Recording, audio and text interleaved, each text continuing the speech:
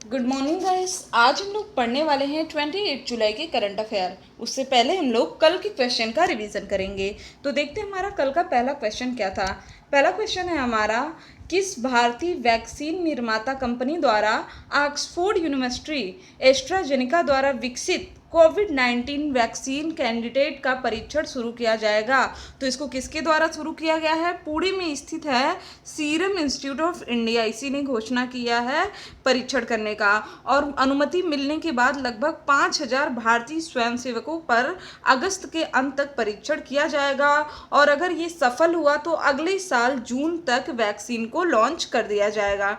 ठीक, याद रखिएगा। नेक्स्ट है हमारा, किस भारतीय मूल की नर्स को कोविड-19 सेवाओं के लिए सिंगापुर के राष्ट्रपति पुरस्कार से सम्मानित किया गया है? तो इनका नाम है कला नारायण शामी। याद रखिएगा, ये 59 वर्षीय भारतीय मूल की नर्स हैं जो कि काफ़ी अच्छे से इन्होंने अपनी भूमिका निभाया है लोगों की सेवा करने में।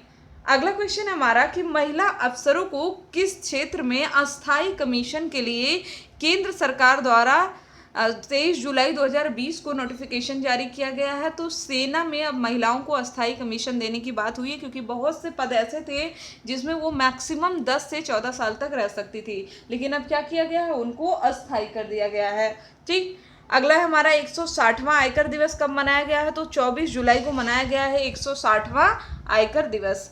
अगला है हमारा, प्रीमियर लीग फुटबॉल खिताब 2020 किस क्लब ने जीता है? तो लिवरपूल क्लब ने इसको जीता है।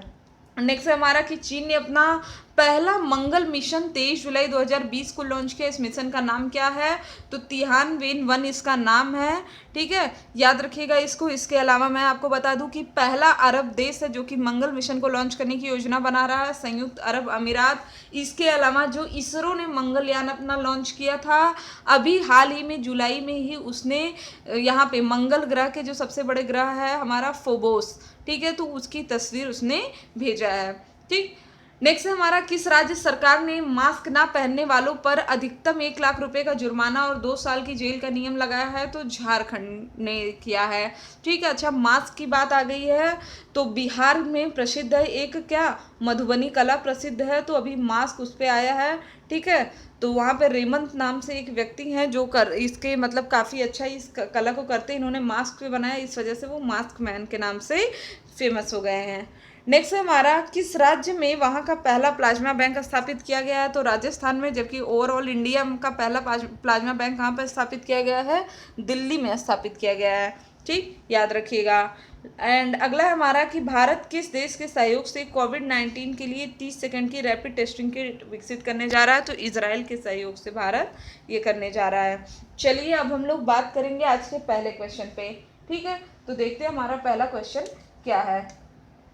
पहला क्वेश्चन है हमारा, 17 जुलाई 2020, ये किससे संबंधित है हमारा? ये रिजर्व से रिलेटेड है। 17 जुलाई 2020 को समाप्त हुए सप्ताह के दौरान भारत का विदेशी मुद्रा भंडार कितना बड़ा है? $1.2 बिलियन। अगर आप देखेंगे तो ये लगातार इंक्रीज हो रहा है। ठीक है, तो इसकी वृद्धि के साथ ये कितना पहुंच गया? 517.637 अरब डॉलर तक पहुंच गया है।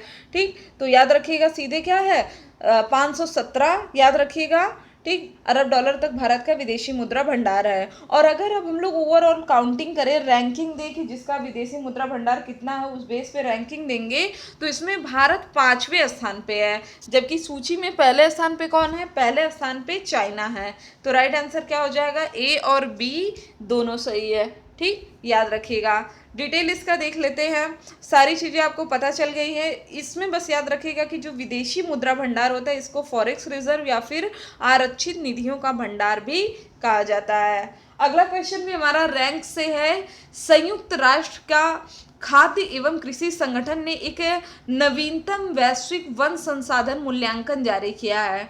ठीक, तो ये किसने किया? संयुक्त राष्ट्र में ही आता है हमारा FAO। ठीक है। अभी क्या इसने पिछले एक दशक में वन क्षेत्रों में वृद्धि करने वाले शीर्ष 10 शहरों में भारत का स्थान कितना है? देशों में तीसरा स्थान है। ठीक, तो क्या क्या पॉइंट याद रखेंगे कि संयुक्त राष्ट्र के खाद्य एवं कृषि संगठन ने एक वैश्विक वन संसाधन मूल्यांकन रिपोर्ट जारी किया, जिसमें पिछले एक दशक में वन क्षेत्रों में वृद्धि करने वाले शीर्ष 10 देशों में भारत कौन से स्थान पे है? तीसरे स्थान पे।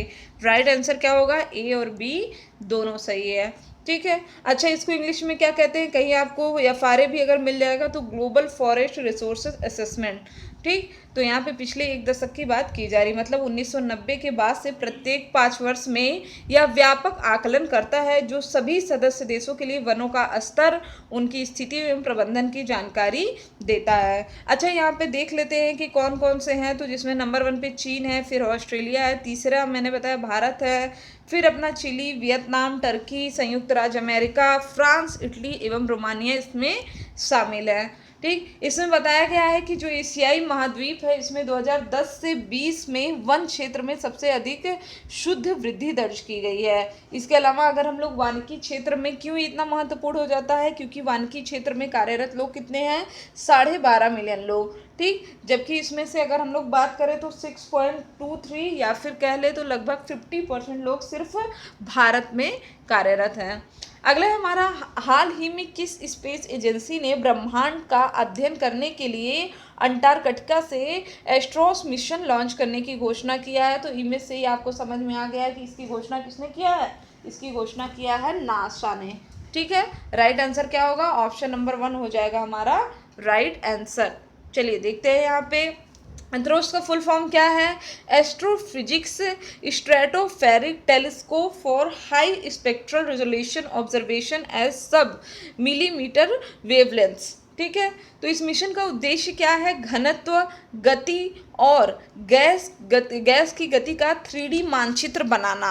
नासा दिसंबर 2023 में अमेरिका से इसको लॉन्च करेगा और यह 3 सप्ताह तक महाद्वीप के ऊपर वायु धाराओं का अध्ययन करेगा। यह मिशन विशालकाय सितारों की अनसुलझी पहेलियों और मिल्की वे में गैलेक्सी में उनके गठन के बारे में उत्तर प्राप्त करेगा। अगले हमारा, भारत की पहली इन ऑर्बिट स्पेस मलबा निगरानी ट्रैकिंग प्रणाली किसने विकसित किया है? तो दिगंतरा नामक एक स्पेस स्टार्टअप ने इसको विकसित किया है।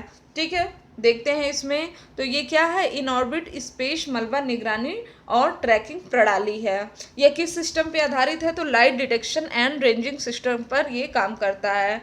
ठीक, यह सिस्टम अंतर्राष्ट्रीय अंतरिक्ष एजेंसियों को अंतरिक्ष मलबे को ट्रैक और मैप करने में मदद करेगा। यह भविष्य में अंतरिक्ष अन्वेषण के प्रमुख खतरों को कम करने में भी सहायता करेगा। और साथ ही साथ दिगंतरा भारत की पहली वायु एवं अंतरिक्ष निगरानी कंपनी है। इसको फंडिंग भी मिली है गवर्नमेंट से 25 लाख रुपए की। ठीक, तो भारत सरकार ने उपग्रहों और रॉकेटों को निर्माण के लिए इसरो की सुविधाओं का उपयोग करने के लिए निजी फर्मों, स्टार्टअप्स की अनुमति दे दिया है। अगला हमारा, भारत की किस वित्तीय संस्थान ने वित्तीय स्थिरता रिपोर्ट जारी किया है? जो कि इस समय बहुत जरूरी है। वित्तीय स्थिरता की बात करें तो ऑब्वियस सी बात है, कौन करेगा? आरबीआई, जिसका गठन कब हुआ था? 1 अप्रैल 1935 को हुआ था आरबीआई का गठन। वर्तमान में गवर्नर कौन है? शक्तिकांत दास हैं। ठीक है। अच्छा, आरबीआई के पूर्व गवर्नर उर्जित आर पटेल ने एक बुक लिखा है हाल ही में एनपीए से रिलेटेड। आपको उसका नाम बताना है कमेंट बॉक्स में। ठीक है, इसके साथ साथ repo rate, reverse repo rate, इन सारी चीज़ों को भी यहाँ पे आपको डिस्क्राइब करना है। ठीक, चलिए देख लेते हैं इसका वित्तीय स्थिरता की अगर हम लोग बात करें, फाइनेंशियल स्टेबिलिटी रिपोर्ट, तो इसका 21वां अंक जारी किया गया है। ठीक, और इसमें बताया गया है कि सभी बैंकों का सकल गैर निष्पादित परिसंपत्ति अनुपात 8.5% से बढ़कर करके मार्च 2021 तक कितना हो जाएगा? 12.5%। ऐसे तो ये ज़्यादा गैप नहीं लग रहा है, लेकिन अगर आप एक इकोनॉमी को लेकर के देखेंगे तो ये बहुत बड़ा, मतलब पॉइंट का भी जो परसेंट का गैप होता है वो बहुत बड़ा होता है। और अगर हम लोग जीएनपीए अनुपात मार्च 2021 में बढ़ के कितना हो जाएगा? सार्वजनिक क्षेत्र के बैंकों का 15.2% हो जाएगा। ठीक है, आरबीआई की इस अर्धवार्षिक रिपोर्ट में ये भी कहा गया कि आर्थिक स्थितियां और अधिक बिगड़ती हैं तो गैर निष्पादित परिसंपत्ति का अनुपात कितना हो जाएगा? 14.7, मतलब जो 12.5 वो कितना हो जाएगा? 14.7% तक पहुंच जाएगा। ठीक है, तो अब आ गया है ऐप। जिन लोगों ने अभी तक ऐप को इंस्टॉल नहीं किया है वो ऐप को इंस्टॉल कर लें। साथ ही साथ रेटिंग और रिव्यू देना बिल्कुल मत भूलिएगा। अगला हमारा, किस राज्य ने स्टार्टअप, ई कॉमर्स और अन्य कंपनियों को बढ़ावा देने के लिए डिजिटल इकोनॉमी मिशन को मंजूरी दिया है? डिजिटल इकोनॉमी मिशन, इसको मंजूरी किसने दिया है? कर्नाटक ने दिया है। कर्नाटक ने इसको मंजूरी दिया है। राइट आंसर क्या होगा? ऑप्शन नंबर 4 हो जाएगा हमारा राइट आंसर। 23 जुलाई 2020 को कर्नाटक डिजिटल अर्थव्यवस्था मिशन के गठन को मंजूरी दिया गया। यह मिशन कंपनी अधिनियम 2013 की धारा 8 के प्रावधान के तहत शुरू किया जा रहा है। ठीक, शुरू किए गए मिशन के तहत कर्नाटक सरकार कंपनियों के 49% शेयर और बाकी 51 शेयर उद्योगों और अन्य हितधारकों के पास होंगे। अगला हमारा, नौवहन मंत्रालय द्वारा कितने समय के लिए जलमार्ग के उपयोग के शुल्क को समाप्त किया गया जिससे कि ट्रेडिंग बढ़ सके? तो 3 साल के लिए इस शुल्क को समाप्त कर दिया गया है। ठीक है, तो अंतर्देशीय जलमार्ग के परिवहन को सस्ते साधन के रूप में बढ़ावा देने के लिए यह निर्णय लिया गया। अब 2022-23 तक इसको बढ़ा करके 110 मिलियन मीट्रिक टन करने का अनुमान लगाया गया है। अगला हमारा, कि राष्ट्रीय डेयरी विकास बोर्ड की हनी टेस्टिंग लेबोरेटरी का उद्घाटन किस राज्य में किया गया है? तो गुजरात में किया गया है। गुजरात में ही सरदार वल्लभ भाई पटेल की सबसे ऊंची प्रतिमा है। विश्व की सबसे ऊंची प्रतिमा 182 मीटर की है। इसके अलावा गुजरात में ही विश्व का सबसे बड़ा स्टेडियम है अहमदाबाद में, मोटेरा स्टेडियम। दूसरा ऑस्ट्रेलिया का है, तीसरा बनने वाला है जयपुर में। ये है पॉइंट वाली बात जो कि लेटेस्ट का है। ठीक है, याद रखिएगा इसको। चलिए देखते हैं, यहाँ पे केंद्रीय कृषि और किसान कल्याण मंत्री हैं नरेंद्र सिंह तोमर। इन्होंने वर्चुअली एक विश्व स्तरीय शहद परीक्षण प्रयोगशाला का उद्घाटन किया है। इसकी स्थापना राष्ट्रीय डेयरी विकास बोर्ड द्वारा आनंद, गुजरात में राष्ट्रीय मधुमक्खी बोर्ड के सहयोग से की गई है। यह शहद परीक्षण प्रयोगशाला बड़ी संख्या में किसानों को शहद के उत्पादन एवं विपणन के लिए प्रोत्साहन देकर देश में मीठी क्रांति लाने एवं उनकी आय दोगुनी करने के उद्देश्य से भारत सरकार के विजन में सहायता करेगी। फिर हमारा आईवीएफ दिवस कब मनाया जाता है? तो आईवीएफ दिवस अपना मनाया जाता है 25 जुलाई को। ठीक है, तो बांझपन के उपचार में इन विट्रो फर्टिलाइजेशन, ये इंपॉर्टेंट है। आईवीएफ का फुल फॉर्म क्या है? इन विट्रो फर्टिलाइजेशन तकनीक के सार और महत्व का प्रतीक है। 39 वर्ष पहले विश्व को अपने पहला टेस्ट ट्यूब बेबी से मिला था जब लुइस ब्राउन का जन्म बॉर्न हॉल में आईवीएफ तकनीक के जरिए हुआ था। इस दिन को विश्व में पहले आईवीएफ बच्चे के जन्म के बाद आईवीएफ दिवस के रूप में घोषित कर दिया गया। ठीक, अगला हमारा, किस आईआईटी ने 1 घंटे में कोविड-19 का पता लगाने के लिए रैपिड टेस्टिंग डिवाइस विकसित किया है? तो आईआईटी खड़गपुर ने।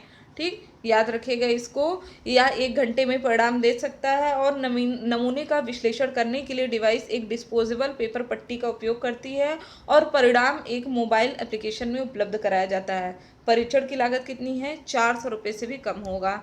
ठीक, याद रखिएगा। भारत वर्तमान में अपनी टेस्ट, ट्रैक एंड ट्रीट, मतलब टेस्ट करना, उनको ट्रैक करना और उनको ट्रीट करना, रणनीति के माध्यम से देश भर में कोविड-19 परीक्षण को बढ़ावा देने की योजना बना रहा है। साथ ही रिकवरी रेट को भी बढ़ाने के लिए प्लाज्मा थेरेपी और प्लाज्मा बैंक खोल रहा है। ठीक, इसके अलावा भारत सरकार ने कोवैक्सीन नामक पहली स्वदेशी रूप से विकसित वैक्सीन को लॉन्च करने के लिए भारत बायोटेक के साथ साझेदारी किया है। ठीक है, अगर हम लोग ओवरऑल भारत की रिकवरी रेट की बात करें तो 63.5% है इसकी रिकवरी रेट। तो आज के लिए बस इतना ही।